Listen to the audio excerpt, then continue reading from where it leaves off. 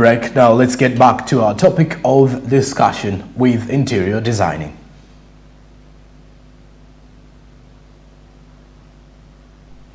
And in there we could ask a lot, can't I download some designs from the internet and implement this on ground?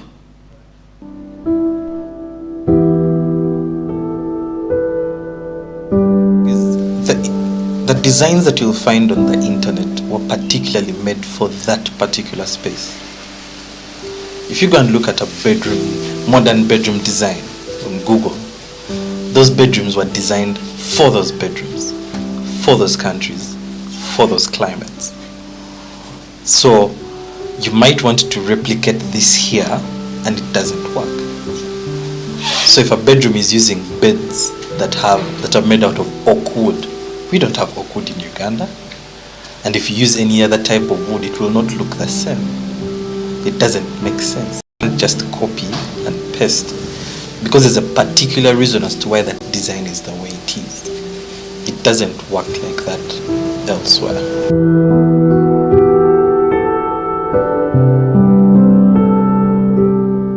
Say you come and hire me. I want my space. Number one, you must have the space that we're going to design. If you say it's a restaurant, the space is there, the restaurant is there. Then I'll ask you, what do you want to achieve with this restaurant? What do you envision with this restaurant? Of course, the basic words that are going to come up. I want something modern, I want something nice, I want something cool, I want something that will attract people. That informs me on the design to make. Then I'm going to make a design for you and you look at it and I ask you, does this work for you? Yes or no? And you say, yeah, this design is nice. Maybe we change this, we change this, we change this. I go back to the drawing board, make the changes. I show you and say, okay, based on the conversation we had, this is what I've come up with now. Should we go with this? You're like, yeah, I think this will then make do. And then we proceed. Because for me personally, I don't want to execute a project without getting a go-ahead from the client. That's why we have a design process. That is where the profession comes in. So for us, we don't get images from the internet and show you. We actually design your space and you see it. And if you agree with it, we then go ahead and implement. So until the client says, yes, this is perfect, let us do this. We don't go ahead unless the client gives us the go ahead. The client has to say, this is what I want and this is what we're going with. So what I would need from the client is, of course, their time. When I say, okay, can we meet in a week and talk about the design? We meet in a week, we talk about the design. He says, oh, this is okay, change this and this. Of course, ideas come back and forth. The client can say, oh, there are these nice chairs that I saw here, can we use them? And I'll probably tell the client, yeah, these chairs are actually nice, but they're very expensive. However, there's this type of chair which would fit in your budget. Things like those. So those conversations and the time with the client helps the project then come up to become a successful one.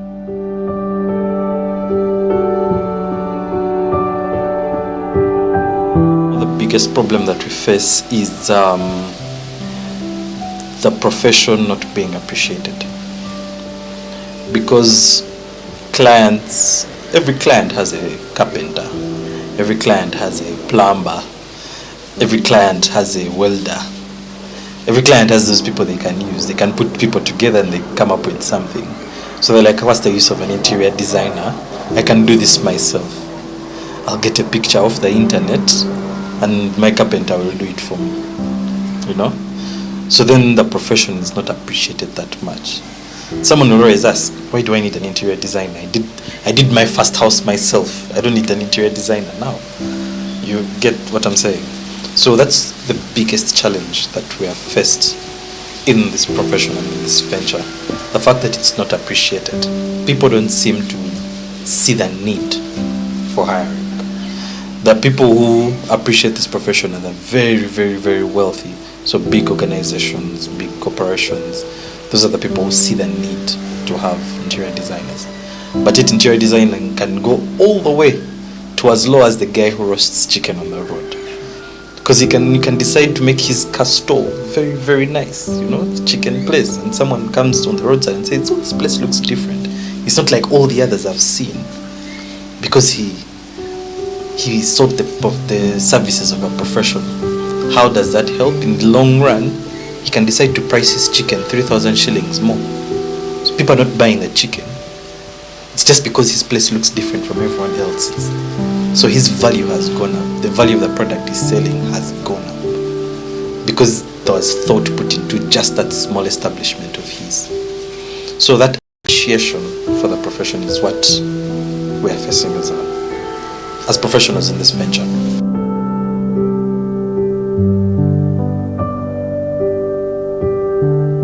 To keep working. We can't stop working just because one or two people are not appreciating. Out of 10 people, there'll be that one person who appreciates your work and will require your services. That's why very many architects are working, because there'll be that one person who is there to seek their services. That one person changes a lot, because that one person will then tell someone else, and the chain reaction continues. So it's just to keep pushing. Otherwise, if we're all giving up on things just because no one is appreciating them, we would be nowhere.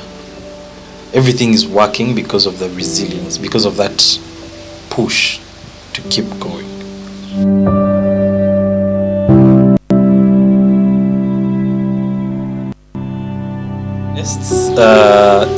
You just have to make it work. If the expenditures are way higher, you have to cut down on certain things. You don't live beyond your means. And also to try and be calculative, If I know I need to do this, this and this, then I know I have to look for a job that will actually cover that cost, Because you don't want to live a life where you're on the borderline all the time. You need to be calculative. Like, okay, if last month I spent 1.5 million, I must be able to get 3 million next month. I don't know where I'll get it from, but I'll do it. So to push. That's the way you balance it out. Because you can't live... I feel like living life is not structured in a straight line. Things happen. Balancing incomes and expenditures, for me, it's not a straight line thing. Anything can happen. And the pandemic has shown us that you never know what's going to happen the next day. But you always have to keep that in mind, that anything can happen the next day. So I always have to make sure that I earn more from the next project, or I get as many projects as possible. At that point, the balances will then come up. Number one, you just limit your expenditures. So if you don't need certain things, don't get them. You just get what you need. Pay for what you need. You don't need to get everything just because your peers have them. You just need the basics. If you're spending on people and things like those, you cut that out. A lot of money is saved when you cut all those expenditures out. So just knowing what you need. The reason why most of the times we have very many expenses, is because sometimes we're paying for things we don't need. If you can analyze that and say there are certain things I need and certain things that I don't, then everything works out.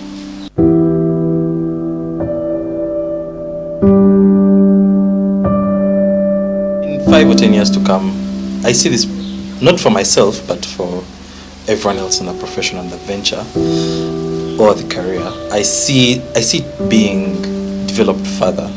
Reason being, many of the youth right now are exposed. We are very lucky that there's so many means or sources of information that we have. We have the internet. Many people are traveling now. Traveling is now normal, People are going abroad to study. People are going abroad to do small stints of work, 3 months. In those 3 months, someone sees something different and appreciates it.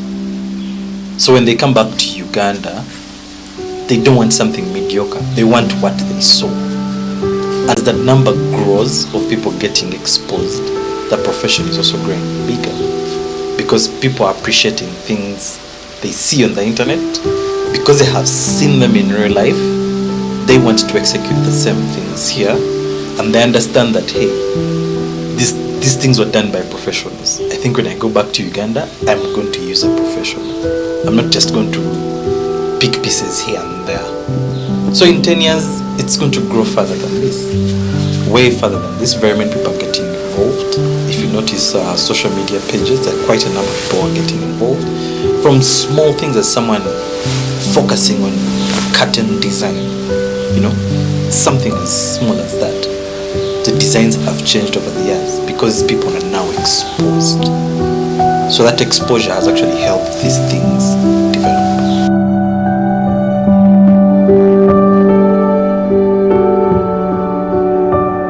I don't like putting such pressures on myself, where I want to see myself in 10 years. Yes, I want to be successful. I want to have my company be recognized among great interior design companies in the country. But there's way more that I can achieve in those 10 years that I might not have envisioned right now. So each day is a growing process. My vision for 10 years might be achieved in the next 2-3 years.